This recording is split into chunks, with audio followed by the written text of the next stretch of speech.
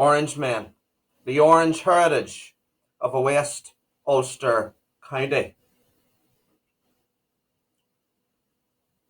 Before the birth of the Orange Institution at Donegal in 1795, a tradition that can be regarded as Orangeism was already well established across the length and breadth of Ireland.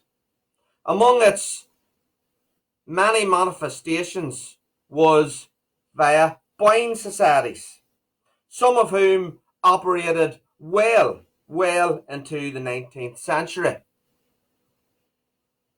And there is strong circumstantial evidence that at least one such group was active in County Donegal.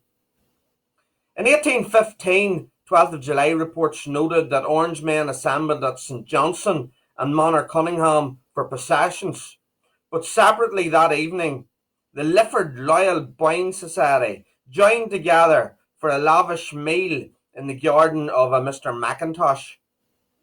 Orange lilies were discerningly intermingled with purple, graced the tables, while after the feasts, the toasts given included several to the Orangemen of Donegal, Armagh, Derry, Antrim, Ireland as a whole, and England. The visiting Mr. Chambers Esquire confirms that the body in meeting was separate from the general Orange Institution, with the toast of his own to the Lifford BOYNE Society, followed by a chorus of the BOYNE water. It was still active 10 years later when a letter in the Dublin Morning Register, 1826, by someone claiming to be acquainted with the area and with an address of Mulrain Crossroads, referred to the society as a gingerbread association composed of low, despicable materials. The last reference to the Lifford Loyal BOYNE Society appears to come in 1832, with a William Mackintosh, possibly the same Mackintosh whose garden was utilised in 1815, given as the master. Now, less conjecture is required to discern the early Orange Institution in the county. Daniel O'Connell claimed in 1814 that Orangeism was unknown in Donegal until 1809, when Orange parades were first established. The first ever Donegal Orange procession allegedly taking place in Letterkenny. Orange historian and editor of the Belfast Weekly News, Richard Lilburn, would much later back up the broad truth in this assertion. Albeit he believed that it had been 1808 and was absolutely necessary for the protection of the Protestants. There were, however, operating Orange lodges from at least 1798.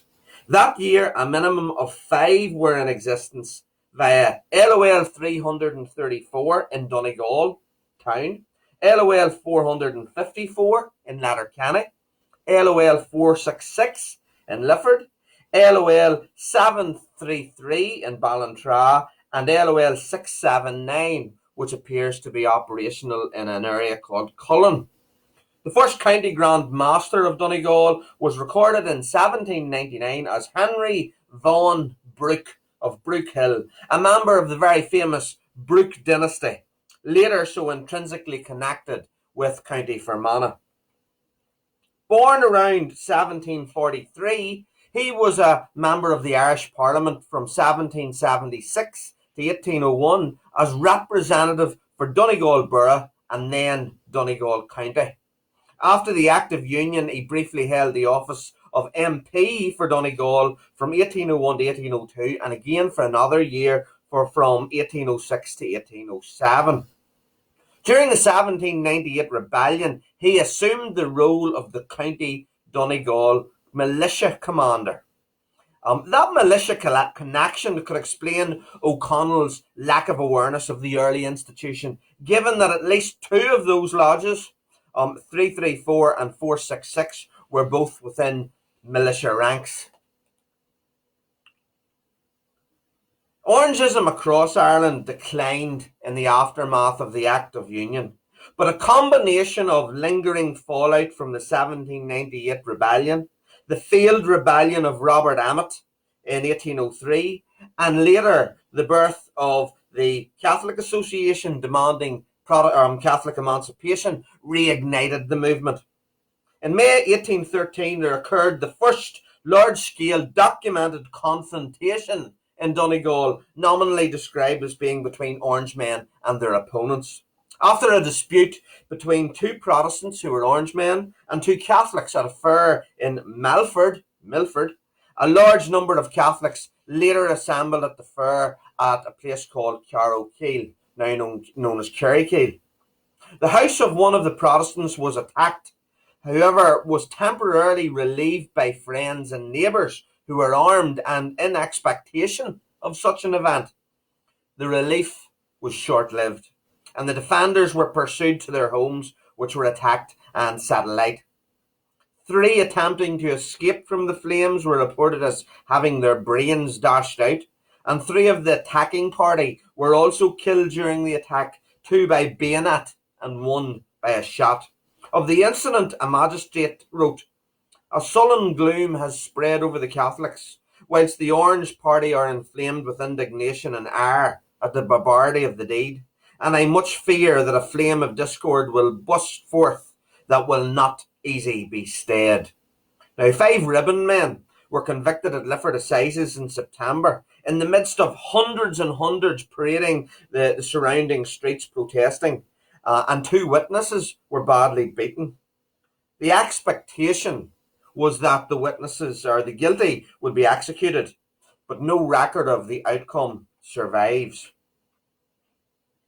Now, as a result of the 1823 Unlawful Oaths Act, superficially designed to target agrarian organisations such as the Ribbon Men, the Orange institution was forced to dissolve and reconstitute itself.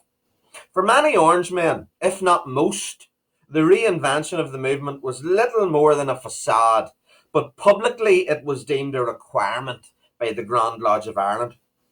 In the aftermath, the County Donegal Grand Orange Lodge found itself on the end of unwanted scrutiny and embarrassment when Daniel O'Connell revealed that he had been given the minute books and records belonging to the County Grand Lodge, and via a series of meetings and through the pages of reams of newspapers proceeded to disclose all of the contents. Among the most embarrassing revelations was that he had in his possession the warrant actually granting permission to hold the lodge, now under the charge of County Grand Master Lord O'Neill. And details, also embarrassing, that many of the local lodges were in financial arrears. The story remained prominent across the British Isles for several months. The Unlawful Oaths Act and then the 1825 Unlawful Associations Act brought Orangeism into one of its most difficult periods. They were led into and through this by Sir Edmund Samuel Hayes, MP of Drumbo Castle Stranraer, as its new Grand Master. Born in 1806, he was educated at both Trinity College and Eton, and at just 22 years of age became involved in the Donegal Brunswick Club.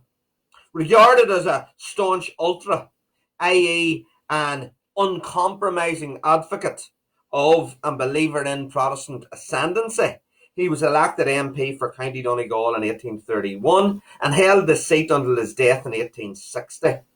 He became County Donegal Grand Master in 1832, and he was heavily praised in Ulster for speaking and voting against the proposed Irish Party Processions Bill. Nevertheless, he used his position as Grand Master to exert influence on Donegal Orangemen for restraint that 12th. Similar restraint was manifest further down the ranks of County Grand Lodge officers. At the quarterly district meeting in Raphoe prior to July, W. McIntosh, likely to be the same McIntosh of the Lifford Loyal BOYNE Society, who had held the office for some 31 years, had presented to the brethren the legislation forbidding them to parade. He tendered his resignation on that occasion, but it was refused with no dissent against. It appears that a Masonic procession in June had kindled the desire in a few lodges to defy the new laws. In a letter dated the 1st of July 1833, the District Master of Lifford appealed to the members of local lodges not to break the law on the 12th by having a procession. This appears to have been obeyed, with across the county lodges simply meeting and dining in their respective lodge rooms. With the exception of a demonstration on the fringes of Donegal at Patago. There on the 11th night, people from the surrounding countryside came into the town and paraded the streets, following it up with the erection of arches and the firing of musketry. The Roscommon Journal stated, the brave Donegal and Fermanagh loyalists continued to perambulate the streets until about 4 o'clock. In the 1834 Grand Orange Lodge Register, County Donegal was listed as having 23 lodges working underneath the auspices of 4 districts. Number 1, Lifford, number 2, Ballantrae, number 3, Donegal, and number 4, Anishowen, the latter having only 1 lodge under its auspices. The scrutiny from a parliamentary select committee into the institution the following year over claims of desiring to overthrow the British throne resulted in demands from the House of Commons that it should again dissolve itself. On the 14th of April 1836, a Grand Lodge vote on whether the institution should be dissolved, with just 2 Donegal representatives participating. Both took polar opposite positions. The Grand Secretary of Donegal, Thomas Stewart, voted to dissolve. However, his Assistant Grand Secretary, Samuel Wakehob, took the no surrender option on the ballot paper. The divided stance ultimately made no difference to the outcome, with 79 dissolutionists defeating the 59 no surrenders. The 1869 poem, The Marching of the Lodges, claimed Donegal rose as high as 40 lodges. However, evidence indicates that its peak was 29. By the 1850s, Donegal Orangeism was essentially dormant. A revival came in the 1860s, with 2 figures deemed responsible.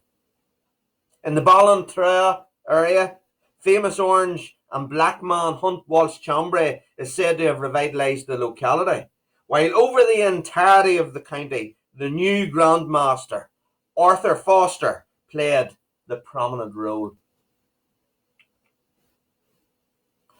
12th processions were regularly the focal point of conflict during the 19th century.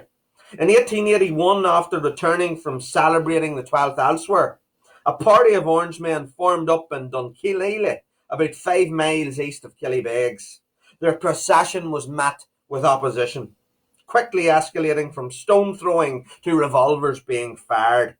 A local Catholic man by the name of McHugh was severely wounded and received the last rites, while a policeman had to have a ball removed from his neck. In 1898, despite a large showing of police and half a squadron of the 6th Enniskilling Dragoons, crowds of nationalists thronged into Donegal town on the 11th night in anticipation of the following day's planned Orange Parade. Several Orangemen were badly beaten after being separated from their brethren, and running battles between security forces and armed demonstrators continued during the day. The procession managed to take place relatively unobstructed. Several poems and ballads were written to commemorate the occasion. These are a few verses of one such poem. "'Twas in the dead time of the night they gathered in the town, with sticks and stones to murder us and pull our colours down. The papists, they were sore dismayed, they had nowhere to run. They heard a noise outside the town, it was an orange drum. Their plans were all upset, the orange men went through, and the colours that they carried were the orange and the blue." The first Home Rule Bill in 1886 saw the announcement of an Orange Army in the English press. This massive muster roll was very specific in its detail, and within its 4th Division, its 3rd Brigade consisted of Donegal Brethren. It was subdivided into 3 regiments: the 83rd Regiment of Infantry, Ballantrae, the 84th Regiment of Infantry, Killybegs, and the 85th Regiment of Infantry, Letterkenny. While there had been genuine talks of taking names and totalling of rolls, it was essentially a paper exercise designed to influence the Houses of Parliament. It did most definitely contribute to heightened tensions within the county, including renewed anti-Orange sentiment. The most extreme and unusual manifestation came in Bundoran on the 2nd of July. Just prior to the coming of the early morning train, an angry mob, an armed crowd of about 400, each man's cap said to be adorned with a green leaf, surrounded the station. The local parish priest, Canon Clifford, explained to a local gentleman that a party of Orange men were coming on the train and that they would not get leave to have a procession or carry emblems through Bundoran. Any embarrassment felt by the priest and would-be protesters when the arriving passengers proved to be an outing of children from Lisbon is not recorded. Donegal entered the 20th century with its Orangeism underneath the leadership of Arthur Foster of Belial, Ballantrae, the man credited with revitalising the county and who had now held the role for almost half a century. In 1904, County Grand Lodge consisted of 18 lodges. District 1, Ballantrae, had 12, said to be based across Donegal, Carricknahorna, Hilltown, Ballinboy, Ballydermot, Ballantrae, Lecky, Moyne, Ballinakillen, Ballymacgrordy, Ballyshannon and Rosnowla. District 2 had 6 lodges given as Ballywill, Killictee, Duran, Clogher and 2 in Donegal. For practical reasons, the northern half of the county, East Donegal effectively, had by now moved jurisdiction to work within the County Grand Lodge of the city of Derry. And its District 3 had 6 lodges, and these were based in Clonlea, St Johnstone, Lifford, Carrigans and 2 in and around Raphoe. Orangeism would come to play a very prominent part in the anti-Home Rule movement. Its Orange Halls, the main meeting and drilling points for what would eventually become a 5-battalion strong regiment of the Ulster Volunteer Force. Partition and the years surrounding it were not kind to Donegal Orangemen, with hundreds of families deciding it was no longer safe to stay in their home county. Such was the fear that no Orangemen are recorded as crossing the county border to attend 12th celebrations in those few years. Among many incidents, in 1922, St Johnstone Orange Hall was commandeered by irregulars, anti-treaty forces and the forerunner of the IRA, who caused considerable damage to the hall and its contents. The same year, Clogher Orange Hall was broken into and ransacked. In 1928, Lifford Orange Hall was vandalised, a threatening skull and crossbones painted on the front door along with other damage. Parades resumed, but the now border county agitation that resulted in loyal order parades being stopped in Newton Gore, County Leitrim and Cootehill in Cavan 1931 also led to the cancellation of Monaghan events, and it reached Donegal in 1932. At the beginning of 1932, Clogher Orange Hall near Donegal town was attacked by masked men who pulled down protective screens in the windows and smashed all the windows. No arrests were forthcoming. Threats and fears, genuine fears, meant that on Thursday the 7th of July, the County Donegal Grand Lodge held an emergency meeting. The decision was taken to cancel the planned 12th parade in the county that year. Almost 20 years after partition, the restoration of Donegal to Northern Ireland was still a subject on the lips of Orangeism. At the half-yearly meeting of the Grand Orange Lodge of Ireland in Londonderry in June 1938, Sir William Allen told the delegates, "Sometimes I wonder how it is that Southern Ireland makes all the demands and we get none. They go to England and get on their knees not for the first time. They went over and got far more than they asked for. We never asked for anything. I wonder, are we right? I wonder, should we not ask for County Donegal to be brought back? There is a slogan for the Orange institution: Donegal to be added to the 6 counties." He finished his address with, "When there is more bargaining, let us have that as our slogan, Donegal for Northern Ireland. It will make a beautiful picture on the map, and it will complete Northern Ireland." In 1955, all of the county's lodges came together for the 12th procession in Londonderry City, and it was referenced as being the first time that the Southern Donegal Orange men had taken part in the Maiden City demonstration. Donegal's 3 combined districts consisted of about 800 Orangemen, half of whom belonged to the County Donegal Grand Lodge, the other half in District 3 of the City of Derry Grand Lodge. The apparent vitality was not stopping attacks. The Castle Finn Orange Hall was broken into in the early hours of the 9th of August 1952, the day scheduled for the annual Relief of Derry procession, with the inside of the hall having paint liberally spread round it and all of the lamps painted similarly. Some of the band instruments were destroyed, but in the ultimate irony and in illustrating the vast complexity of Irish history, some of the instruments belonged to the local Hibernian band and had just been stored in the hall. Now, nevertheless, the band of Castle Finn managed to borrow enough instruments to ensure they took their place in the relief celebrations as planned. In January 1957, there was another attack to burn down Lifford Orange Hall. Now, despite on occasion Donegal lodges participating in County Londonderry, Tyrone and even Fermanagh 12th demonstrations, by the 1950s Rossnowla had become established as a favoured venue and in an entrenched position soon to be unfortunately challenged. In April 1968, 12 Republicans were charged with defying a banned Easter parade in Armagh. The response from Republicans in the Northwest was to threaten Donegal Orangemen.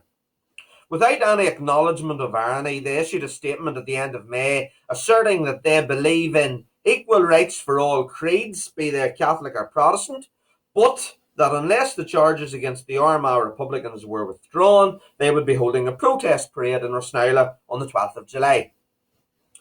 Now, the 12th actually did go ahead, and it went ahead unmolested without any protest, as did the procession in 1969, albeit on a much reduced scale than years previously. However, circumstances were to change drastically the following year. At the Donegal County Council meeting prior to the 12th, a discussion took place about a nomination to the Council Vocational Committee. After the resignation of a Presbyterian minister from the committee, Republican Representative Neil Blaney was appointed to the role. When concern was expressed that the Reverend had been appointed to bring forward the views of the minority community, and as such an equal representative should have been nominated, Senator Bernard McGlinchey launched what was considered a tirade against some Donegal Protestants. He accused them of separating themselves from the community and only really playing lip service to Dublin. The Fianna Fáil went on more ominously to warn that there would be trouble if this year's parade at Rossnowla went ahead, adding the observation that for too many years the event had been tolerated. Such was the tension generated that at a meeting of the County Donegal Grand Orange Lodge on the 3rd of July in Donegal town, the procession was called off.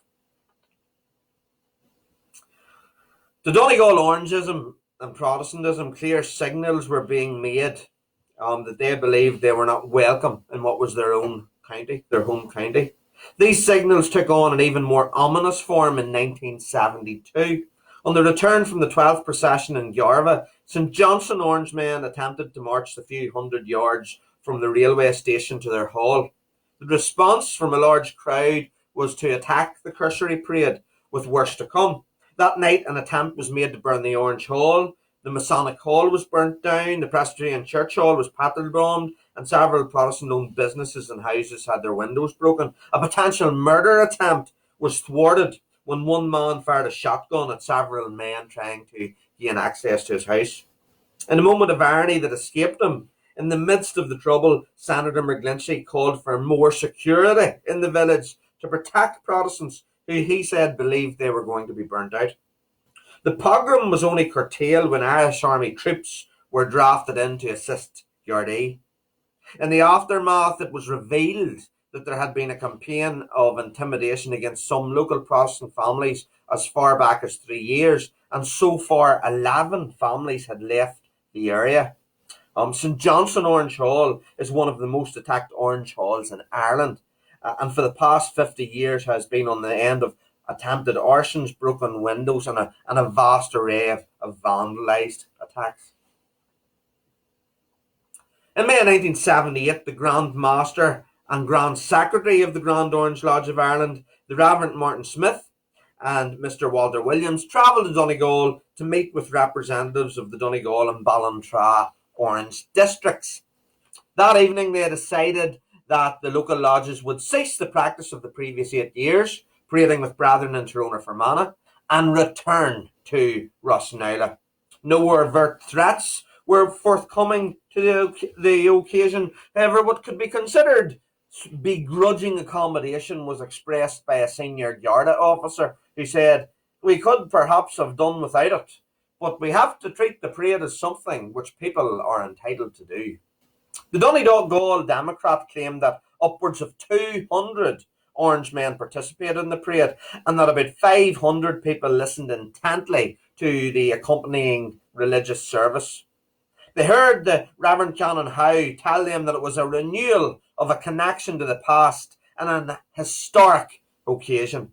County Donegal Grand Master Mr. Adam Bastard told those assembled that he hoped it was the beginning of a new era for the Orange Order in Donegal, and that they would be back there next year with many more. Patterns of the previous 2 centuries unfortunately continued into the 21st century, with halls coming under physical attack on many occasions. Among them was the complete destruction of Newtown, Cunningham and Convoy Orange Halls in 2014. Despite adversity, against all the odds, Donegal Orangeism remains relatively strong, with 7 lodges in District Number 1, Ballintra, 4 in District Number 2, Donegal, and 6 working in the Number 3 District of the City of Derry County Grand Lodge. The new century also brought the birth of a new lodge, Ballintra Spirit of Revival, 1859.